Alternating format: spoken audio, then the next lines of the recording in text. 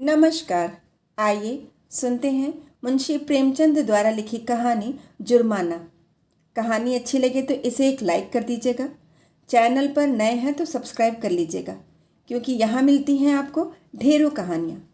और हाँ, कमेंट करना मत भूलिएगा, क्योंकि आपके कमेंट हमारे लिए बहुत महत्व रखते हैं। तो आइए सुनते हैं जुर्माना, राखी पांडे की आवाज़ में।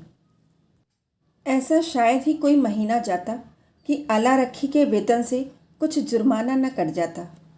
कभी कभी तो उसे 6 के 5 रुपए ही मिलते, लेकिन वह सब कुछ सहकर भी सफाई के दरोगा मुंशी खैरात अली खां के चुंगल में कभी न आती।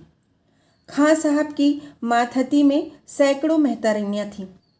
किसी की भी तलब न कटती, किसी पर जुर्माना न होता, न डांट ही पड़ती। खां साहब नेक नाम थे, दयालु थे, मगर आला रखी उनके हाथों बराबर ताड़ना पाती रहती थी। वह कामचोर नहीं थी, बेअदब नहीं थी, फूहड़ नहीं थी, बदसूरत भी नहीं थी। पहर रात को इस ठंड के दिनों में वह झाड़ू लेकर निकल जाती और 9 बजे तक एक चित्त होकर सड़क पर झाड़ू लगाती रहती। फिर भी उस पर जुर्माना हो जाता। उसका पति हुसैनी भी अक्सर अवसर पाकर उसका काम कर देता, लेकिन आला रखी की किस्मत में जुर्माना देना था। तलब का दिन औरों के लिए हंसने का दिन था, आला रखी के लिए रोने का। उस दिन उसका मन जैसे सूली पर टंगा रहता, न जाने कितने पैसे कट जाएंगे।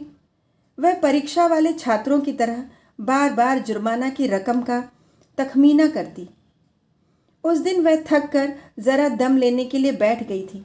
उसी वक्त दरोगा जी अपने इक्के पर आ रहे थे। वह कितना कहती रही, हजूर अली, मैं फिर काम करूंगी, लेकिन उन्होंने एक न सुनी थी। अपनी किताब में उसका नाम नोट कर लिया था। उसके कई दिन बाद फिर ऐसा ही हुआ। वह हलवाई से 1 पैसे के सेवड़े लेकर खा रही थी। उसी वक्त दरोगा न जाने किधर से निकल पड़ा था और फिर उसका नाम लिख लिया गया था। न जाने कहाँ छिपा रहता है, ज़रा भी सुस्ताने लगे कि भूत की तरह आकर खड़ा हो जाता है। नाम तो उसने 2 ही दिन लिखा था, पर जुर्माना कितना करता है अल्लाह जाने। 8 आने से बढ़कर 1 रुपया न हो जाए। वह सिर झुकाए वेतन लेने जाती और तखमीने से कुछ ज़्यादा ही कटा हुआ पाती। कांपते हुए हाथों से रुपए लेकर आंखों में आंसू भरे लौट आती। किससे फरियाद करे? दरोगा के सामने उसकी सुनेगा कौन? आज फिर वही तलब का दिन था। इस महीने में उसकी दूध पीती बच्ची को खांसी और ज्वर आने लगा था। ठंड भी खूब पड़ी थी। कुछ तो ठंड के मारे और कुछ लड़की के रोने चिल्लाने के कारण उसे रात रात भर जागना पड़ता था। कई दिन काम पर जाने में देर हो गई।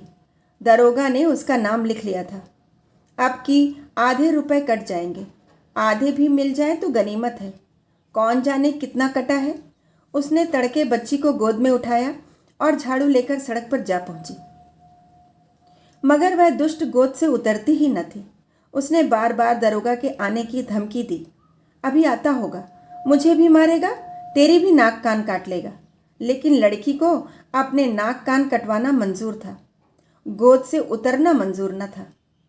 आखिर जब वह डराने धमकाने, प्यारने पुचकारने किसी उपाय से न उतरी, तो आला रखी ने उसे गोद से उतार दिया और उसे रोती चिल्लाती छोड़कर झाड़ू लगाने लगी। मगर वह अभागिनी एक जगह बैठकर मन भर रोती भी न थी।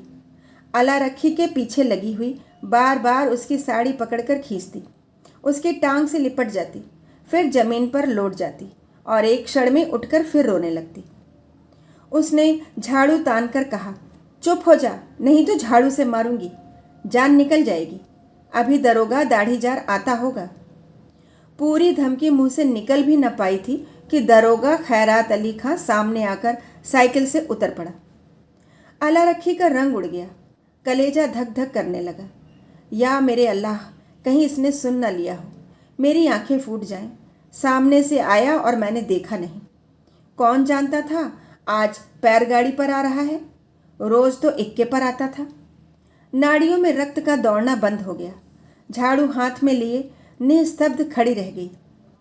दरोगा ने डांट कर कहा, काम करने चलती है तो एक पुछिल्ला साथ ले लेती है, इसे घर पर क्यों नहीं छोड़ आई? आला रखी ने कातर स्वर में कहा, इसका जी अच्छा नहीं है हुजूर, घर पर किसके पास छोड़ आती। क्या हुआ है इसको? बुखार आता है हुजूर। और तू इसे यूँ छोड़कर रुला रही है? मरेगी कि जिएगी?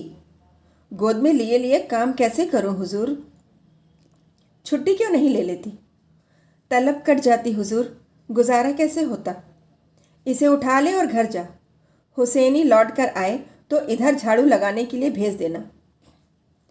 अला रखी ने लड़की को उठा लिया और चलने को हुई। तब दरोगा जी ने पूछा, मुझे गाली क्यों दे रही थी? अला रखी की रही सही जान भी निकल गई।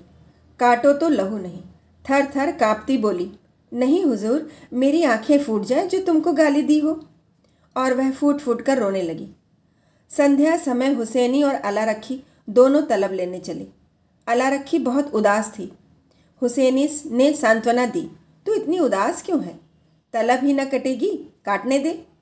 किसे तेरी जान की कसम खाता हूँ, एक घूंट दारू या ताड़ी नहीं पीऊँगा। मैं डरती हूँ बर्खास्त न कर दे, मेरी जीभ जल जाए। कहाँ से कहाँ? बर्खास्त कर देगा? कर दे, उसका अल्लाह भला करे। कहाँ तक रोएं? तुम मुझे नाहक लिए चलते हो, सब के सब हंसेंगी। बर्खास्त करेगा तो पूछूंगा नहीं, किस इल्ज़ाम पर बर्खास्त करते हो? गाली देते किसने सुना? कोई अंधेर है जिसे चाहे बर्खास्त कर दे? और कहीं सुनवाई न हुई तो पंचों से फरियाद करूंगा, चौधरी के दरवाजे पर सर पटक दूंगा। ऐसी ही एकता होती तो दरोगा इतना जुर्माना करने पाता? जितना बड़ा रोग होता है उतनी दवा होती है पगली। फिर भी अला रखी का मन शांत न हुआ।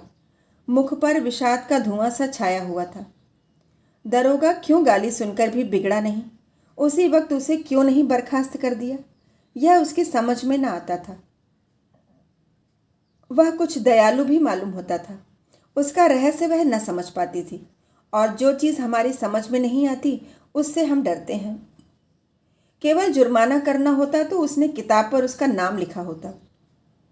उसको निकाल बाहर करने का निश्चय कर चुका है, तभी दयालु हो गया था। उसने सुना था कि जिन्हें फांसी दी जाती है उन्हें अंत समय खूब पूरी मिठाई खिलाई जाती है। जिससे मिलना चाहें उससे मिलने दिया जाता है। निश्चय बर्खास्त करेगा। म्यूनिसिपैलिटी का दफ्तर आ गया। हजारों मेहतरनियाँ जमा थीं, रंग बिरंग के कपड़े पहने, बनाव सिंगार किए। पान सिगरेट वाले भी आ गए थे, खोचे वाले भी।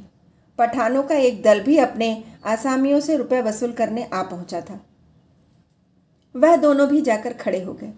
वेतन बंटने लगा। पहले मेहतरनियों का नंबर था। जिसका नाम पुकारा जाता वह लपक कर जाती और अपने रुपए लेकर दरोगा जी को मुफ्त की दुआएं देती हुई चली जाती। चंपा के बाद अला रखी का नाम बराबर पुकारा जाता था। आज अला रखी का नाम उड़ गया था। चंपा के बाद जहूरन का नाम पुकारा गया, जो अला रखी के नीचे था। अला रखी ने हताश आंखों से हुसैनी को देखा। मेहतारिनियाँ उसे देख देख कर कानाफूसी करने लगी। उसके जी में आया घर चली जाए। यह उपहास नहीं सहा जाता। जमीन फट जाती कि उसमें समा जाती। एक के बाद दूसरा नाम आता गया और अला रखी सामने के वृक्षों की ओर देखती रही। उसे अब इसकी परवाह न थी कि किसका नाम आता है, कौन जाता है, कौन उसकी ओर ताकता है, कौन उस पर हंसता है। सहसा अपना नाम सुनकर वह चौंक पड़ी। धीरे से उठी और नवेली बहू की भांति पग उठाती हुई चली। उसके हाथ पर खजांची ने पूरे 6 रुपए रख दिए। उसे आश्चर्य हुआ। खजांची ने भूल तो नहीं की। इन 3 वर्षों में पूरा वेतन तो कभी मिला नहीं, और अब की तो आधा भी मिले तो बहुत है। वह 1 सेकंड वहाँ खड़ी रही कि शायद खजांची उससे रुपया वापस मांगे। जब खजांची ने पूछा, अब क्यों खड़ी है, जाती क्यों नहीं? तब वह धीरे से बोली, यह तो पूरे रुपए हैं। खजांची ने चकित होकर उसकी ओर देखा। तो और क्या चाहती है, कम मिले? कुछ जुर्माना नहीं है? नहीं, आपके कुछ जुर्माना नहीं है। अला रखी चली, पर उसका मन प्रसन्न न था। वह पछता रही थी कि दरोगा जी को गाली क्यों दी। कहानी सुनने के लिए बहुत बहुत धन्यवाद।